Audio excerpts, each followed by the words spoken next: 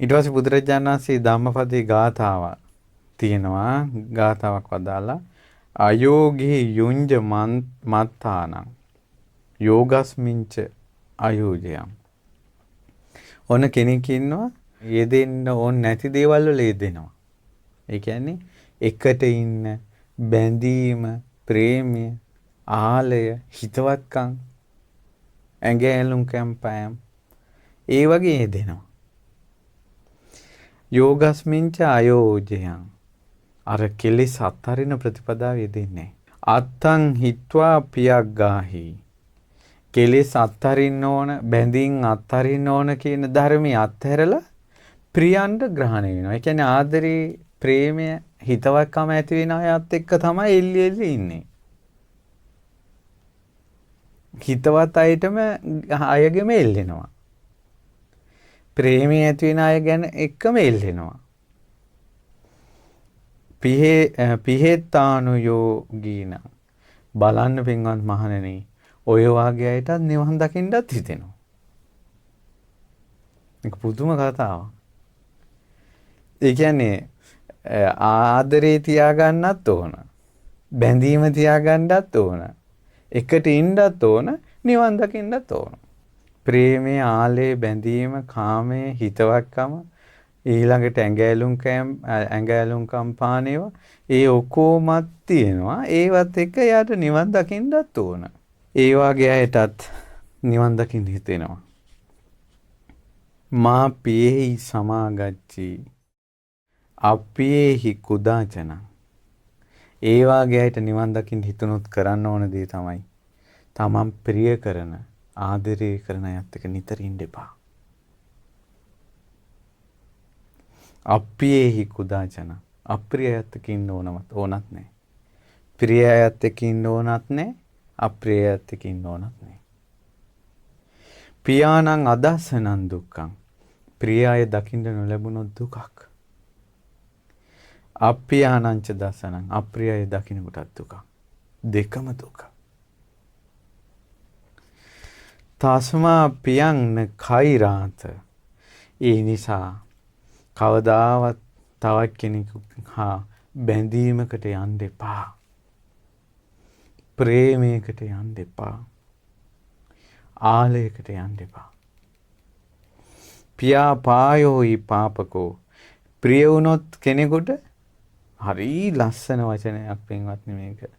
කෙනෙකුට ප්‍රිය වුණොත් එයා ලාමක වෙනවා. අපි කියමු භික්ෂුවක් කියලා. භික්ෂුවක්ගේ කටින් සතර සතිපට්ඨානය, ඒ උතුම් ශ්‍රී සද්ධර්මය, ශාස්ත්‍රීය ශාසනයනේ මුවෙන් පිට වෙන්න ඕන. ඒකනේ භික්ෂුවගේ වැදගත්කම. මෝරපුකම. මෙයා ප්‍රේමයට වැටුණොත්, බැඳීමකට වැටුණොත් මෙයා ලාමක වෙනවා. බණ කියන කටින්ම බබා කියලා කියනවා. පැටියෝ කියලා කියනවා. රත්තරන් කියලා කියනවා. වස්තුව කියලා කියනවා. සුදු කියලා කියනවා. ප්‍රිය දේ නිසා. මේ සනාතන ලෝධාම.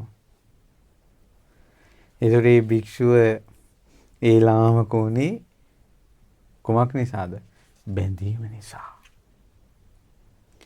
පාපී ලාමක බවට පත් වුණා.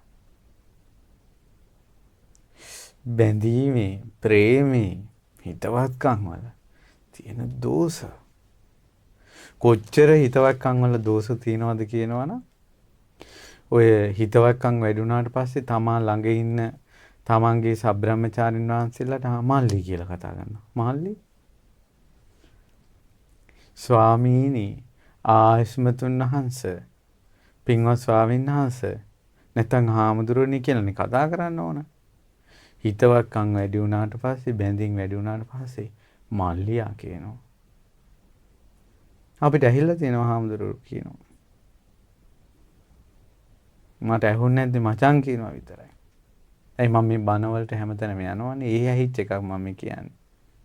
මටත් කියලා තියෙනවා මම එක තැනකට ගිය වෙලාවක හාමුදුරුවෝ මාත් එක්ක හිතවත් වෙලා හොඳටම හිතවත් වෙලා ළඟට ඇවිල්ලා මල්ලි කියලා කතා කරේ.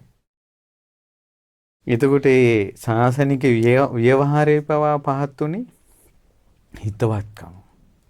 ඊට පස්සේ ඒ විතරක් නෙවෙයි කායික ක්‍රියා පහත් වෙනවා. හීන වෙනවා. ප්‍රිය වුණාට පස්සේ. ප්‍රේමේ නැති වුණාට පස්සේ. ඊට පස්සේ මානසික ක්‍රියා පහත් වෙනවා. ඊළඟ ගුරුවරුන්ගේ අවවාද ලබන එක, ශාස්ත්‍රුන් වහන්සේ වදාළ ප්‍රතිපදාවේ හික්ම වෙන එක, ඒවනේ භික්ෂුන්ට තියෙන ශාසනික ප්‍රතිපදාව උතුම් වැදගත්කම ඒ ඔක්කොම නැති වෙනවා.